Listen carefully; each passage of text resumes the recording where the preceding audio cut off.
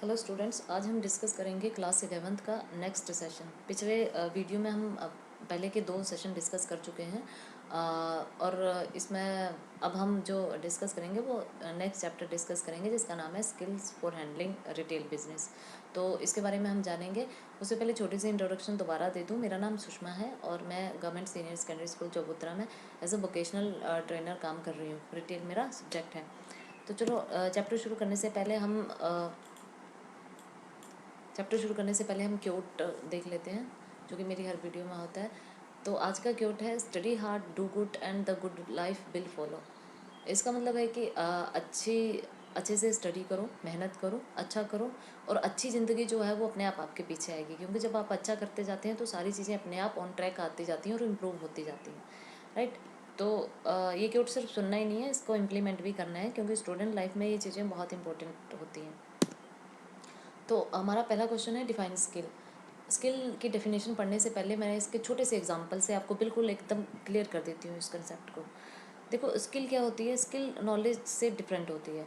Knowledge होता है कि आप किसी चीज़ के बारे में पढ़ते हैं, लिखते हैं, सीखते हैं, लेकिन स्किल होती है आप उस चीज़ को करना सीख जाते हैं, राइट। तो एक छोटा सा एग्जांपल मैं आपको देती हूँ। जैसे आपके घर का सपोज़ पंखा ख़राब हो जाता है, जो आपने फ़ैन छत पे लगाए ख़राब हो जाता है।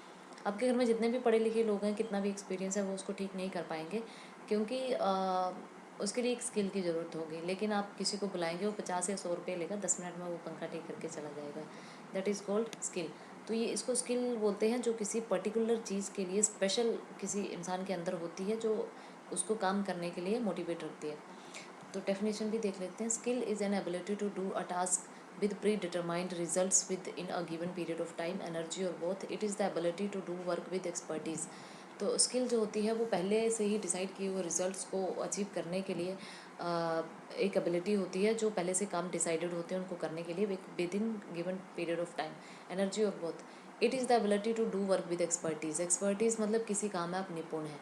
ये काम करने की वो योग्यता है जिसमें आप उस काम के लिए निपुण होते हो, योग्य होते हो और आप उस काम में एक्सपर्ट होते हैं। तो स्किल 2 तरह की होती है, general skill and specific skill. General skill का मतलब है कि आपको एक छोटे से एग्जांपल से दोनों ही हम क्लियर कर लेते हैं, राइट। जनरल स्किल मानो आपके स्कूल का एनुअल फंक्शन है। एनुअल फंक्शन में क्या है कि आपको काम दे दिए जाते हैं कि 4 लोग ये काम करेंगे, 4 स्टूडेंट ये काम करेंगे। उसको बोलते हैं टीम वर्क। तो आप एक टीम बना दी जाती है, उसमें 1-2 स्टूडेंट ऐसे होते हैं जो लीड करते हैं। वो बोलते हैं मैं जैसे बताऊंगा वैसे आप करना। तो वही लीडरशिप क्वालिटी हो गई। फिर हम इतने टाइम में ये काम आप कल करेंगे, परसों करेंगे, उसको टाइम मैनेजमेंट बोलते हैं।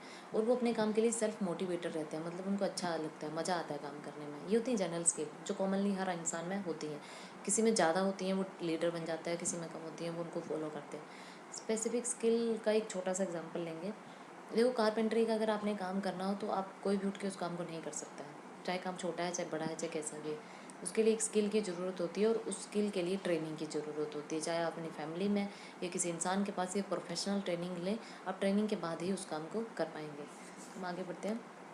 नेक्स्ट क्वेश्चन है, what are the essentials of skill development. एक स्किल डेवलपमेंट के लिए क्या क्या चीज़ें ज़रूरी होती हैं, या एक रिटेलर में क्या क्या होना चाहिए। स्किल होती क्या है, मतलब एक रिटेलर के पॉइंट ऑफ व्यू से क्या होती है। 3 पॉइंट्स में हम थोड़ा सा डिस्कस करेंगे। देखो, taking stock of the retail store. इसका मतलब सिंपल भाषा में कि एक रिटेलर को पता होना चाहिए, उसके अंदर ये स्किल होनी चाहिए कि उसके स्टॉक की डिमांड कब, कैसे, कहाँ बढ़ सकती है, कम हो सकती है, लोगों की क्या ज़रूरतें हैं, उसको क्या, ये सारी चीज़ें समझना। और किस तरह की इन्वेंट्री उसको पर्सनल प्रोफेशनल जो है वो अपने पास रखनी है अपने रिटेल स्टोर में, ये भी उसको नॉलेज होना चाहिए। इसको बोलते हैं स्किल, ये उसके अंदर होनी चाहिए। Creating a plan, without plan nothing can be achieve. आपको भी ये पता है, आप बिना प्लान के कोई चीज़ आसानी से अचीव नहीं कर पाते। चाहे आप अपनी पढ़ाई से ले लो, एग्ज़ाम से ले लो। उसी तरह जब आप कोई काम करते हैं तो उसके लिए पहले एक प्लान चाहिए होता है, क्योंकि प्लान के बाद ही पता होता है हमें कि नेक्स्ट स्टेप क्या है। Creating a plan for development, it enables the retailer to reach one's goal. Plan retailer को हेल्प करता है और उसमें एक स्किल डेवलप हो जाती है कि वो हर चीज़ को प्लानिंग से करता है, तो उससे वो गोल अचीव करने में आसानी होती है। Creating environment for development, development के लिए इन्वायरमेंट क्रिएट करना का मतलब है कि अब जहाँ पे काम कर रहे होते हैं, जहाँ पढ़ रहे होते हैं, आपको सेल्फ लर्निंग आपके अंदर होनी चाहिए। सेल्फ लर्निंग का मतलब है आपके सामने जो भी नई चीज़ें आती जाती हैं, कोई भी हो, आप उनको लगातार सीखने की कोशिश करते हैं। तो एक जो रिटेलर होता है, अच्छा, वो अपनी गलतियों से सीखता रहता है। बल्कि एक स्टूडेंट भी अपनी गलतियों का कारण पता लगाना चाहिए और उन्हें दूर करने की कोशिश करनी चाहिए। बढ़ते हैं नेक्स्ट क्वेश्चन की ओर। Explain the skills for sales associate. Sales associate के बारे में हमने प्रीवियस चैप्टर में पढ़ा, तो इसमें हम ये डिस्कस करेंगे कि उसकी जो मेन स्किल होती हैं, उसको काम करने के लिए जो इम्पोर्टेंट होती हैं, वो उसके अंदर क्या क्या होनी चाहिए, एक एक लाइन में मैं डिस्क्राइब करूँगी। और आप चाहें तो उनको लिख भी सकते हैं, या तो आप पॉइंट्स लिख लेंगे, तब भी आप अगर ध्यान से सुन लेंगे तो एग्ज़ाम्स में लिख लेंगे आप। तो sales associate have many responsibilities that includes acting as cashier, customer service representative and stocker etcetera. Here are some important skills you will need to become a sales associate. तो एक जो सेल्स एसोसिएट है, एक store के अंदर उसका एक ही काम नहीं होता है कि वो कस्टमर के साथ ही डील करता है, वो कैशियर का काम भी उसको करना पड़ता है, स्टोकर का काम भी करता है, स्टॉक एट्सेट्रा वो देखता है। तो उसको एक उसके अंदर ये क्वालिटीज़ होनी चाहिए, स्किल्स होनी चाहिए। Number one, patience. Patience patience जो है वो हर इंसान के अंदर होना बहुत ज़रूरी होता है। एक सेल्स एसोसिएट के अंदर पेशेंस होगा तो वो अपने कस्टमर के साथ अच्छे से डील कर पाएगा, हाइपर नहीं होगा, उनकी छोटी छोटी बात पे गुस्सा नहीं करेगा, उनकी हर क्वेरीज जो क्वेश्चन होगा उनको सॉल्व करने का कोशिश करेगा, और प्रॉब्लम को अच्छे से सुन के सॉल्व कर सकेगा, ताकि जो कस्टमर हैं वो रिलायबल रहें और आपके स्टोर में आते रहें। ऐसा ना हो, क्योंकि कस्टमर को स्विच होने में टाइम नहीं लगता है। हर कोई चाहता है कि सामने वाला उसकी बात को ध्यान से सुने। सेकंड है अटेंटिवनेस। अटेंटिवनेस मतलब ध्यान देना। तो देखो, जैसे हम भी नॉर्मल अगर बात करें तो हम भी ये चाहते हैं कि सामने वाला जो आपकी बात को, आपकी प्रॉब्लम को ध्यान से सुने, क्योंकि जब तक वो ध्यान से नहीं सुनेगा वो सोल्यूशन नहीं निकाल पाएगा।